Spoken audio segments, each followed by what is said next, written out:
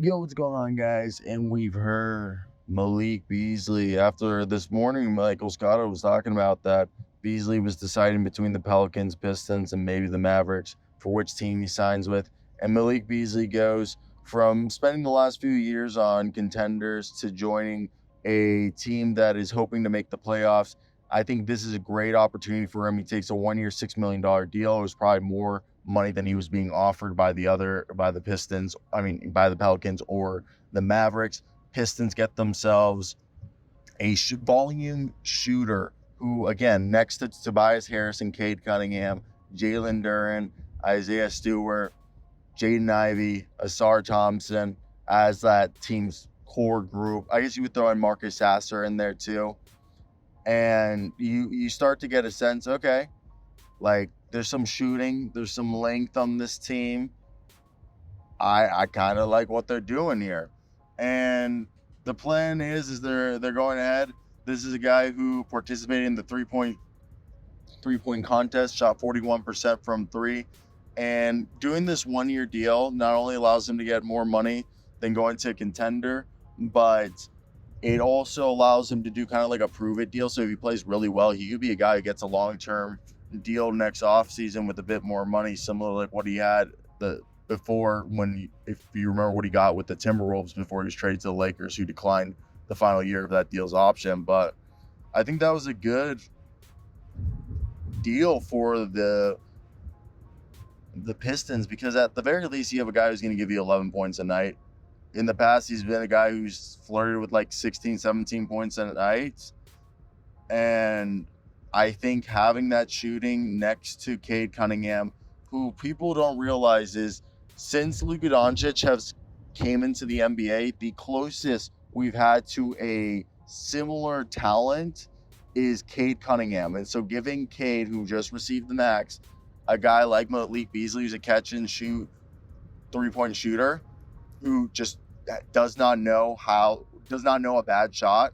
And I think having that is big. Plus, he's not inept at defense.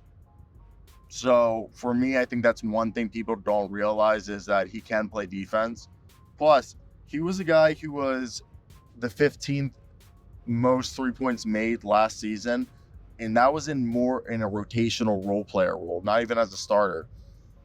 So as I've mentioned before, the idea of Malik Beasley, who is a guy that in the past has been able to come in and be a quality volume scorer. I mean, as I said before, in 2021, I know it was only 36 games, but he's putting up 19.6 points. And then with Utah, he was averaging 13 and a half. So he'll grab rebounds. In big games, he'll play defense. So for me, if you look at a team like the Pistons, who they are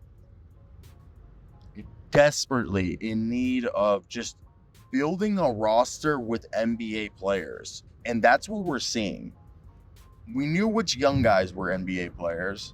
Now it was time to stop taking on random reclamation projects and creating log jams at random positions. They already had enough guards. They already had enough big men. Fill out the wing position and the forwards, which is what they're doing. And they're doing it with actual veterans who are proven. Yeah, Tobias Harris and Malik Beasley have their flaws, but they're going to give them scoring. And they come from teams that have a history of winning. Which, these two guys, the thing is they're not trying to be a contender. If they can just sniff the play-in and be competitive in March, post All-Star, I think that's a win. In my opinion. And I know some people are going to try to point out the flaws in this and say, "Oh, Malik Beasley was a terrible pickup.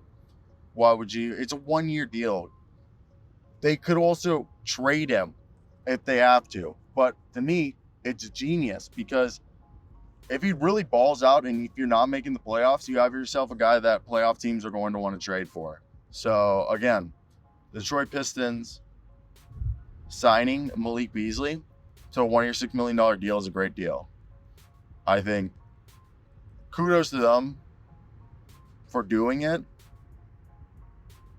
as they could have continued to languish, or I don't even think they've languished, but I think we're seeing what Trajan Langdon's doing, and it's way better than what Troy Weaver was doing.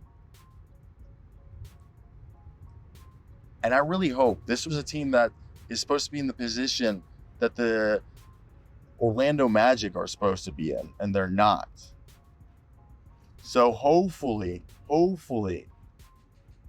with luck and everything, they're going to be able to go ahead and be a team that surprises people and is competitive in games at the end of the season. I think that's the biggest thing, is try to be competitive at the end of the season, which they haven't been able to for what feels like half a decade.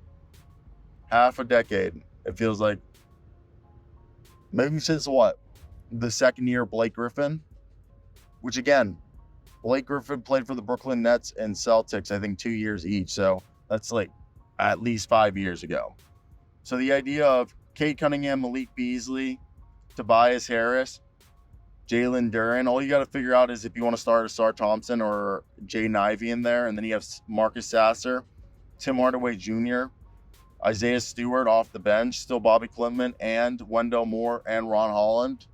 I like this team, ladies and gentlemen. I really do.